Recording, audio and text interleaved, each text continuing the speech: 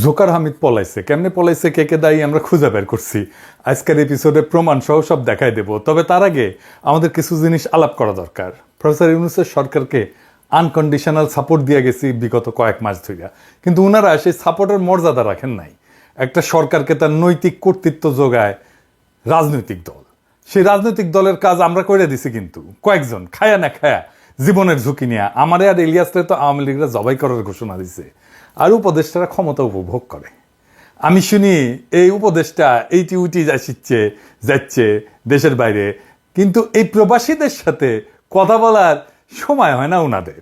আমি নাম কইলাম না, কেউ যদি বিদেশে আসিয়া প্রবাসীদের সাথে কথা না বলে, দেখা না করে, একেবারে ঠ্যাং ভেঙে লুলা করে ফেরত পাঠাবেন দেশে। কার ছিলে ওরা সিন্নি খাইতেছে, ওই মোল্লা চিনলো না এখনো। যাই হোক, হামিদরে চলে যাইতে দেওয়া নিয়ে আমরা তো কাহু কাউ করিচ্ছি, কিন্তু তারে এই 9 মাস মুক্ত বিহঙ্গের মতো থাকতে কে দিছে, কেন দিল? আবার দেখেন, হাসিনার কোনো প্রধান নির্বাচন কমিশনারকে গ্রেপ্তার করা হয়েছে, হয় নাই। সব কয়টা দুর্বৃত্ত নির্বাচন কমিশনের সদস্য এখনো মুক্ত।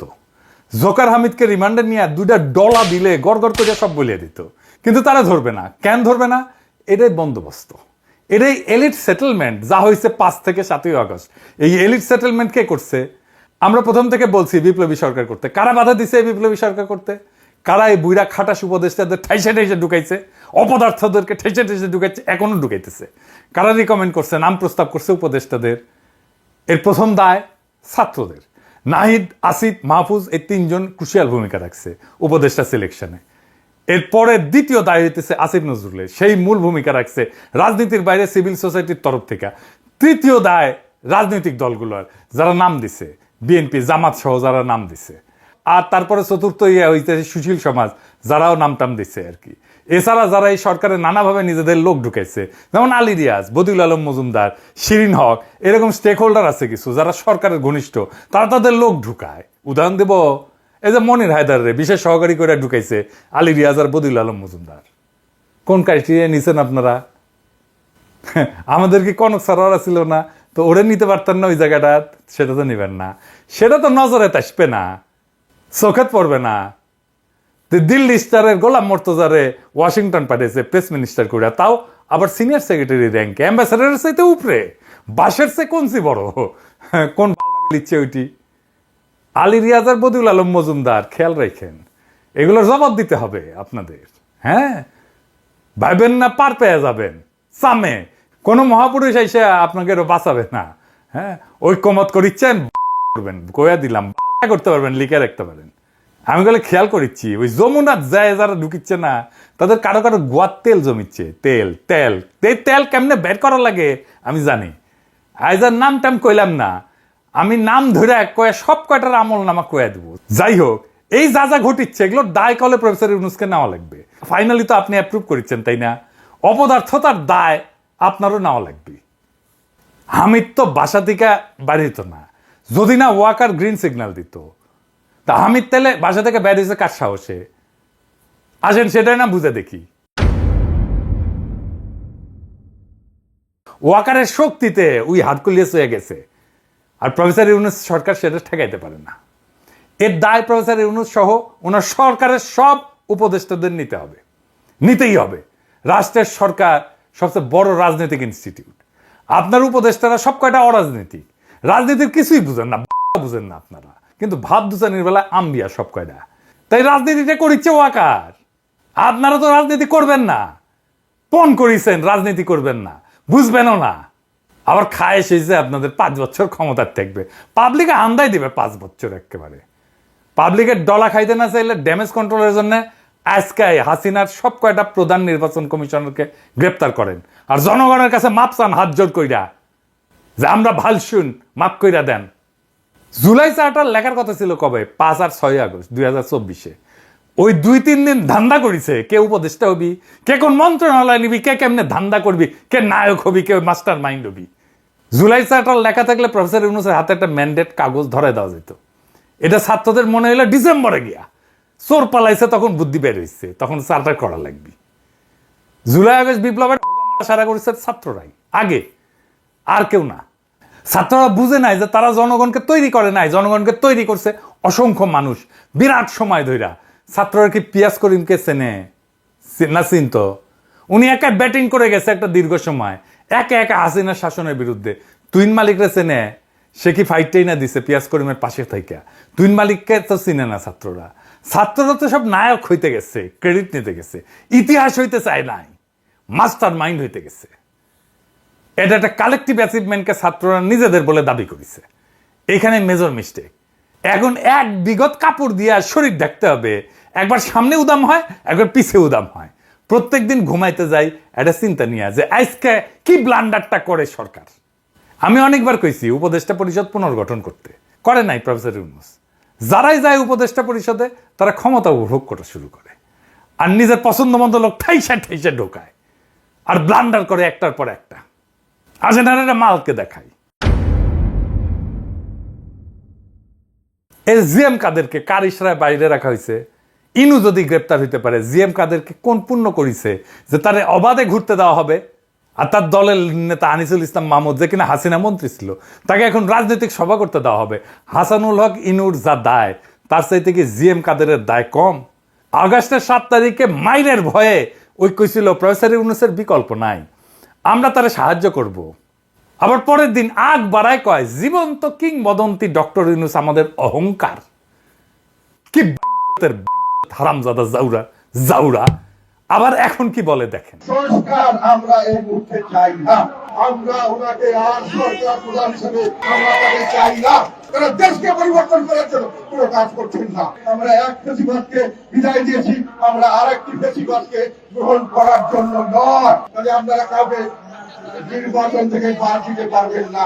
দেশকে বিভক্ত করে প্রত্যেক মানুষকে বাদ দিয়েছে। আমরা আওয়ামী লীগ সহ আর অনেক দল মিলে সবসময় কোনো নির্বাচনে 50 ভাগের কম ভোট আমরা পাইনি, তাদের কোনো বাদ দিয়ে গেছে।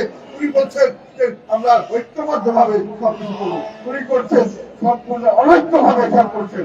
শুনেছেন কেমন জাউরার জাউরা? ওরে আরামসে ঘুরবার দিচ্ছে প্রফেসর ইউনূস। তো ওই সাহসটাকে দিছে জিএম কাদেরকে? প্রফেসর ইউনূস আপনার সরকার দিছে, এটাই আপনার অ্যাচিভমেন্ট।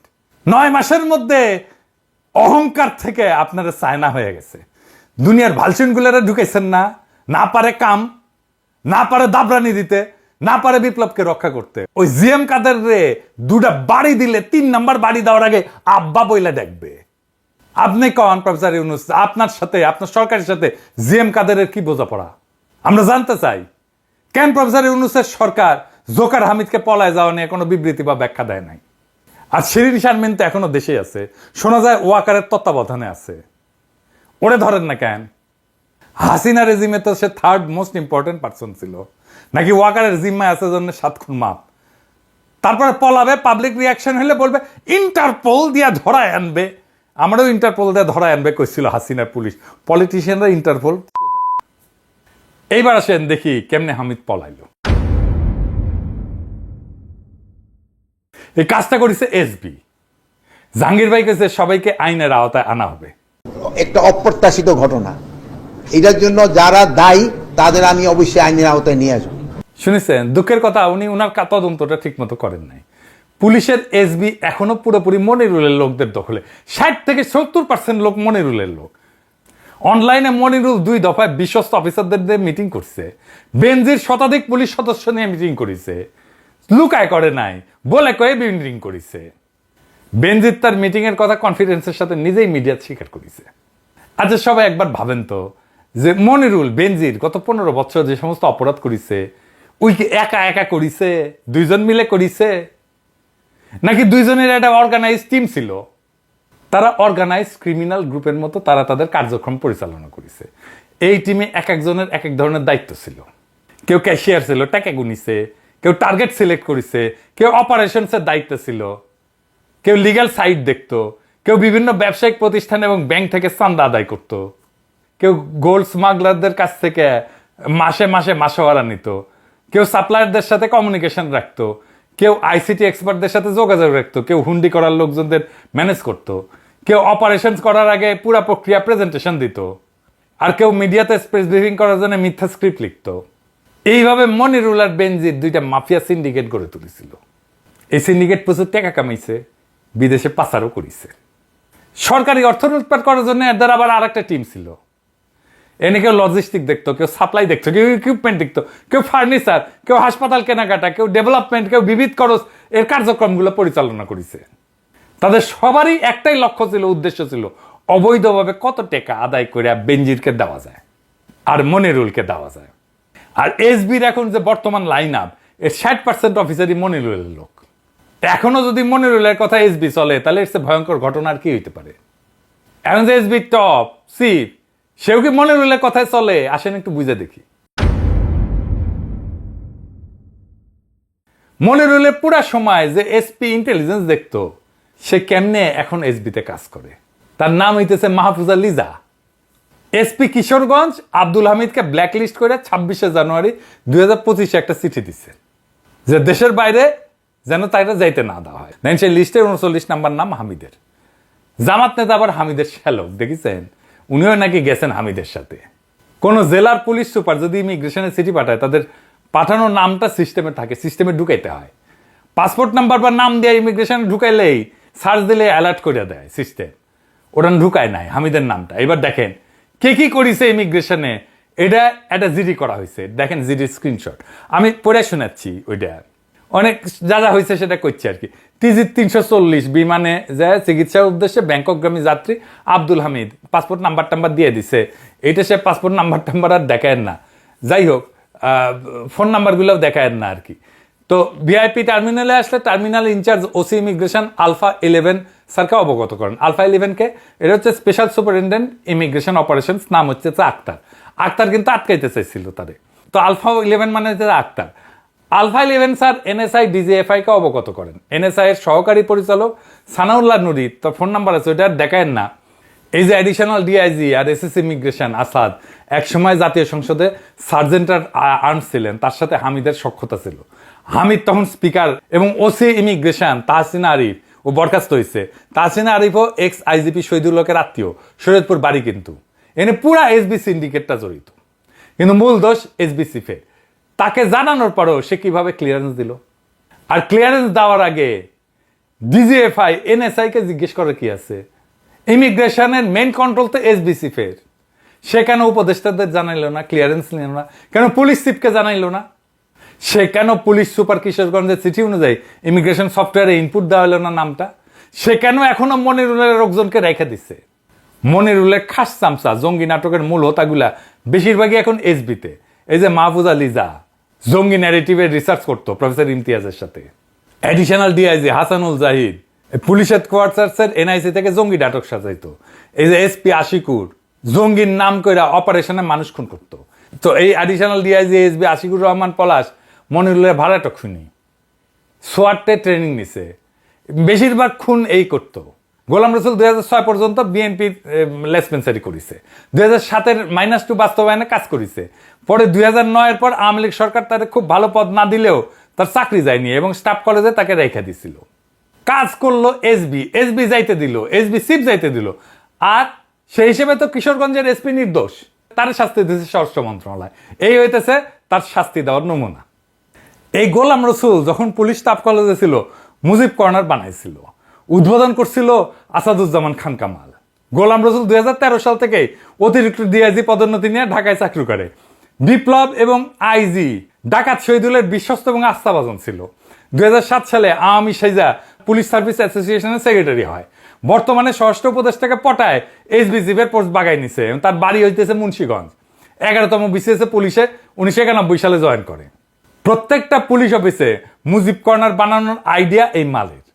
তাহলে কারা কারা এই কাজে যুক্ত ছিল সবই তো দেখলেন। জাহাঙ্গীর সাহেব এসবি চিফরে সরান। এইবার আসেন ফাইনালি বলি, হামিদের ঘটনা একটা জিনিস ভালো হয়েছে। কি হয়েছে জানেন?